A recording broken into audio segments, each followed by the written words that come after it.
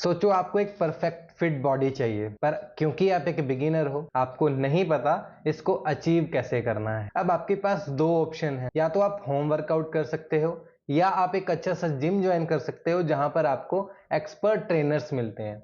अगर आप home workout करते हो तो यहाँ पे आपको सारी चीजें खुद देखनी पड़ेंगी कि किस बॉडी पार्ट को ट्रेन करने के लिए कौन सी एक्सरसाइज इंपॉर्टेंट है, क्या डाइट लेनी है, कौन सा सप्लीमेंट चाहिए, कितनी कैलोरीज चाहिए और भी बहुत कुछ। अगर आपको मनचाही बॉडी चाहिए, पर इसमें आपका टाइम ज्यादा लगेगा और हो सकता है इतनी मेहनत करने के बाद भी आपको आपका मनचाहा रिजल्ट ना मिल पाए। वहीं पे सेकंड ऑप्शन, आप एक जिम ज्वाइन करके एक एक्सपर्ट ट्रेनर को अपने लिए हायर कर सकते हो जो आपके लिए पूरा प्लान रेडी करेगा।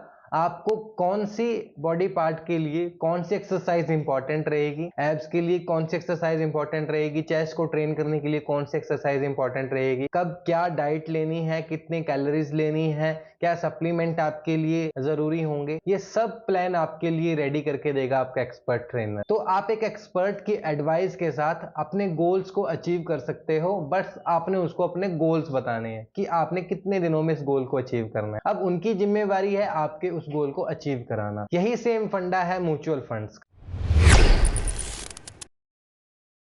अब आप सोच रहे होंगे म्यूचुअल फंड की वीडियो में ये जिम और बॉडी की बातें कहां से आने लगी। मैं जस्ट एग्जांपल से आपको बता रहा था। अगर आप खुद से वो चीजें करते हो तो आपको टाइम ज्यादा लगेगा, हो सकता है आपको वहां पे मनचाहे रिजल्ट्स ना मिले या हो सकता है आपको नुकसान हो जाए। अगर आप एक बिगिनर हो और इन्वेस्टिंग स्टार्ट करना चाहते हो तो म्यूचुअल फंड से बेस्ट ऑप्शन और कोई नहीं है आपके लिए, क्योंकि ये स्टॉक्स में इन्वेस्ट करने से कम रिस्की रहता है।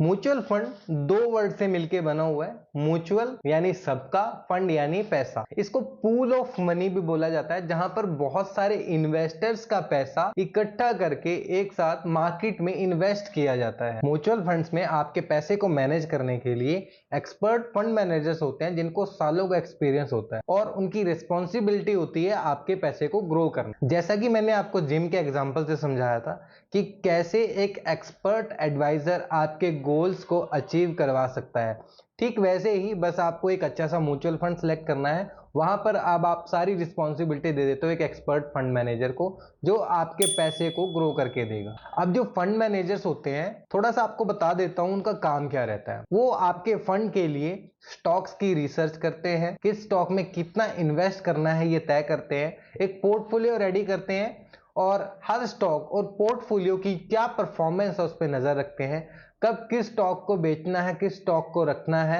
ये सारे डिसीजंस वो लेते हैं। एंड और भी बहुत कुछ जो कि एक बिगिनर इन्वेस्टर के लिए इम्पॉसिबल है। इसीलिए एक अच्छा सा म्यूचुअल फंड सेलेक्ट करो, पैसे डालो और टेंशन फ्री हो जाओ। अब म्यूचुअल फंड जो है वो काम कैसे करता है। म्यूचुअल फंड्स को एएमसीज मैनेज करती हैं, जिनको हम एसेट मैनेजमेंट कंपनीज भी बोलते हैं। एसेट मैनेजमेंट कंपनीज क्या करती हैं, ये आपके पैसे को, जो जितने भी इन्वेस्टर्स हैं उनके पैसे को कलेक्ट करती हैं और एक डाइवर्सिफाइड पोर्टफोलियो में इन्वेस्ट करती हैं। और जितनी भी एएमसीज हैं उन सभी को सेबी मैनेज करता है। सेबी ये नजर रखता है कि जितनी एएमसीज हैं वो मेरे रूल्स को फॉलो करें और जितने इन्वेस्टर्स हैं उन सभी के पैसे को सेफली मैनेज करें। एएमसी रिस्पॉन्सिबल होती हैं म्यूचुअल फंड्स को मैनेज करने, फंड मैनेजर्स को अपॉइंट करने और इन्वेस्टमेंट रिलेटेड डिसीजंस लेने के लिए। अब यहाँ पे और भी बहुत सारी अथॉरिटीज काम करती हैं, जैसे कस्टोडियंस होते हैं, ट्रस्टीज होते हैं। अगर आप इसके लिए जो पूरा स्ट्रक्चर होता है म्यूचुअल फंड का, उसके लिए एक डिटेल्ड वीडियो चाहते हैं, क्योंकि यहाँ पर अगर मैं इन सभी चीजों को बताऊंगा तो ये बहुत लंबी वीडियो हो जाएगी। अब इसके लिए हम पार्ट 2 में कवर करेंगे कैसे जो है वो स्ट्रक्चर है म्यूचुअल फंड्स का, वो कैसे काम करता है, कैसे आपका पैसा मैनेज किया जाता है, आपका पैसा सेफ रहता है या नहीं रहता। अगर आप इसके लिए एक डिटेल्ड वीडियो चाहते हैं तो कमेंट में लिख दीजिएगा पार्ट 2, हम नेक्स्ट पार्ट में इसको पूरा कवर करेंगे। अब बिगिनर्स के लिए क्यों प्रेफर किया जाता है म्यूचुअल फंड्स को। जैसा कि आप जानते हैं किसी स्टॉक को सेलेक्ट करना कितना टफ है। मैंने आपको बताया पहले कि जो फंड मैनेजर है क्या क्या काम करता है। स्टॉक की रिसर्च करता है, वो देखता है, एक पोर्टफोलियो रेडी करता है, वो परफॉर्मेंस देखता है, वो स्ट्रेटेजीज बनाता है, किस में इन्वेस्ट कितना करना है, वो सारी चीजें यार रेडी करता है। तो जो कि एक बिगिनर इन्वेस्टर के लिए पॉसिबल नहीं होता। तो इसीलिए जो बिगिनर्स के लिए क्या प्रेफर किया जाता है, म्यूचुअल फंड्स को, क्योंकि वहां पे आपको एक्सपर्ट फंड मैनेजर्स मिलते हैं। और सबसे बड़ी बात, जहां स्टॉक्स को खरीदने के लिए आपको ज्यादा पैसे की रिक्वायरमेंट होती है, वहीं पे म्यूचुअल फंड्स में आपको कोई ज्यादा पैसे लगाने की रिक्वायरमेंट नहीं है। आप अपनी पॉकेट के हिसाब से स्मॉल छोटे छोटे पैसों में भी आप अपना पैसा जोड़ सकते हो। जैसे आप मंथली एसआईपी स्टार्ट करते हो 500 से, 1000 से, 2000 से, आप जितना चाहो उससे स्टार्ट कर सकते हो। यहां पर आपका रिस्क जो है वो डाइवर्सिफाई हो जाता है, क्योंकि एक फंड के अंदर आपको 30 to 50 स्टॉक्स मिलते हैं और वो स्टॉक्स अलग अलग सेक्टर से होते हैं। कोई फार्मा सेक्टर का स्टॉक होगा, कोई आईटी सेक्टर का स्टॉक होगा, कोई यहाँ पे रियल एस्टेट सेक्टर का स्टॉक होगा। तो यहाँ पे एक सेक्टर ना चले तो दूसरा सेक्टर उसको कवर कर देता। तो इसी तरीके से आपका जो रिस्क है उसको डाइवर्सिफाई कर दिया जाता है। इसको मैं आपको एक एग्जांपल से समझाता हूँ। यहाँ पे मान लो आपने रिलायंस का स्टॉक लेना है, या टाटा का स्टॉक लेना है, या एचडीएफसी का स्टॉक लेना है। अब यहाँ पे रिलायंस के स्टॉक की जो वैल्यू है, एग्जांपल के लिए बता रहा हूँ, कोई रियल वैल्यू नहीं बता रहा आपको, मान लो यहाँ पे 3000 रुपये है। टाटा के स्टॉक की आपकी 1000 रुपये है। यहाँ पे एचडीएफसी के स्टॉक की आपकी 2000 रुपये है। टोटल कितने बन गए? 3, 4 और यहाँ पे 6000 आपका टोटल बन गया। बट यहाँ पे आप अगर आप 6000 रुपया लगाते हो तो आपको जब तब जाके ये 3 स्टॉक्स मिल पाएंगे, ठीक है।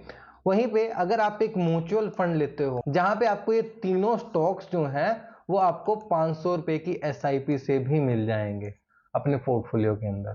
तो इस तरीके से जो है वो आपको कोई ज्यादा पैसे की रिक्वायरमेंट भी नहीं है, एकदम आपको कोई ज्यादा पैसा भी नहीं लगाना। अपनी पॉकेट के हिसाब से आप छोटा छोटा करके अमाउंट आप एसआईपी के थ्रू मार्केट में इन्वेस्ट कर सकते हो। और यहाँ पे क्योंकि आपका रिस्क डाइवर्सिफाई है, इसीलिए ये आपके लिए एक बेटर ऑप्शन हो जाता है। अब म्यूचुअल फंड कितने टाइप्स के होते हैं? यहाँ पर म्यूचुअल फंड 3 टाइप्स के होते हैं बेसिकली। सबसे पहले होते हैं हमारे पास इक्विटी फंड्स, एंड उसके बाद आते हैं हमारे पास डेब्ट फंड्स, एंड उसके बाद आते हैं हमारे पास थर्ड नंबर पे हाइब्रिड फंड्स। जो इक्विटी फंड्स होते हैं, इक्विटी का मतलब ये होता है कि जो स्टॉक्स में सीधा जाके पैसा लगता है आपका, सीधा जाके आपका शेयर्स जो हैं वो बाय किए जाते हैं। एंड उसके बाद जो डेब्ट फंड्स होते हैं, डेब्ट फंड्स में ऐसे कॉर्पोरेट बॉन्ड्स होते हैं, गवर्नमेंट सिक्योरिटीज होती हैं, मतलब आपके गवर्नमेंट बॉन्ड्स में आपका पैसा जाके लगता है। एंड जो हाइब्रिड फंड्स होते हैं, हाइब्रिड फंड्स इन दोनों का मिक्स होता है। वहां पे आपके पास आपके पोर्टफोलियो में स्टॉक्स को भी रखा जाएगा और गवर्नमेंट बॉन्ड्स, जो कॉर्पोरेट बॉन्ड्स, सिक्योरिटीज वगैरह, इन सबको भी रखा जाएगा। अब इसके भी बहुत सारे अंदर टाइप्स और स्टाइल्स निकल के आते हैं। जैसे इक्विटी की अगर मैं बात करूं तो यहाँ पे large cap, mid cap, small cap, बहुत सारे ऐसी चीजें होती हैं जिनको हम इस वीडियो में कवर नहीं कर पाएंगे। इनको हम डिटेल में बात करेंगे। टाइप्स ऑफ म्यूचुअल फंड्स, आपके लिए क्या बेस्ट रहेगा बिगिनिंग में, किस लार्ज कैप में आपको इन्वेस्ट करना चाहिए, मिड कैप में इन्वेस्ट करना चाहिए। अगर आपको इससे रिलेटेड भी एक डिटेल्ड वीडियो चाहिए तो उसको भी हम कवर करेंगे, बस आपको नीचे कमेंट करना है। अब बात करते हैं म्यूचुअल फंड्स पैसा कैसे कमाते हैं। अब यहाँ पे मैं आपको बोर्ड पे समझाता हूँ कि म्यूचुअल फंड्स कैसे पैसा कमाते हैं। अब यहाँ पे जब आप कोई स्टॉक बाय करते हो, ठीक है, तो उसका एक प्राइस होता है। अब वहीं पे म्यूचुअल फंड के केस में उस प्राइस को NAV बोला जाता है, जिसको हम बोलते हैं नेट एसेट वैल्यू। अब जो शेयर्स की वैल्यू होती है, जो शेयर्स के प्राइस के हिसाब से उनकी वैल्यू होती है, उस हिसाब से आपकी NAV डिसाइड की जाती है। NAV क्या होती है? जब NAV ग्रो करती है, NAV बढ़ती है, तो आपका पैसा जो है वो, आपका रिटर्न जो है वो बढ़ता है। अब NAV होती क्या है? NAV नेट एसेट वैल्यू होती है, जैसे कि मैंने बताया। अब जैसे कोई शेयर्स हैं, जैसे AMC ने कोई शेयर खरीदे, यहाँ पे उनकी वैल्यू है 1 लाख रुपए, ठीक है, और उसके बदले में आपको यहाँ पे 10,000 यूनिट जो हैं वो इशू कर दिए जाते हैं। अब अगर हम इन दोनों को डिवाइड करें तो आपका NAV जो है वो आ जाता है 10 रुपए। तो आप 10 रुपए के हिसाब से आपको यहाँ पे फंड जो है वो इशू कर दिया जाएगा। यहाँ पे आपको कुछ यूनिट्स इशू कर दिए जाएंगे। अब वहीं पे 2-3 महीने बाद, जैसे मान लो मार्केट अच्छा ग्रो करती है और यहाँ पे इन शेयर्स की जो वैल्यू है वो बढ़ के हो जाती है 1,10,000 रुपए, ठीक है। अब यूनिट्स तो हमारे पास सेम रहेंगे। अब यहाँ पे मान लो 10,000 यूनिट सेम रहेंगे। अब हमारा पैसा अगर हम इसको डिवाइड करें तो एनएवी जो है वो हमारी आ जाती है 11 रुपए। तो अब आपका जो एनएवी है वो बढ़ा, इसी हिसाब से अब आपका पैसा भी जो है वो ग्रो करेगा। अब दूसरा होता है यहाँ पे एक्सपेंस रेशो, जिसको हम एक्सपेंस रेशो बोलते हैं। अब यहाँ पे ये एक्सपेंस रेशो जो है वो 0.5 से लेकर के 2.5% तक भी होता है। मतलब अगर आप 10,000 रुपए इन्वेस्ट कर रहे हो तो उस 10,000 पे आपको 50 रुपया या 200 रुपए तक भी मैक्सिमम आपको देना पड़ सकता है। वो प्लेटफॉर्म के हिसाब से होता है, आप किस ब्रोकर को यूज कर रहे हो, कौन सा आप म्यूचुअल फंड ले रहे हो, आप कौन सी एएमसी में इन्वेस्ट कर रहे हो, तो वो उसके बिहाफ पे होता है। अब ये सारी चीजें कैसे वर्क करती हैं ये भी हम एक डिटेल वीडियो में बात करेंगे, जो कि नेक्स्ट आने वाली वीडियोस में हम बात करेंगे इन सभी चीजों के बारे में।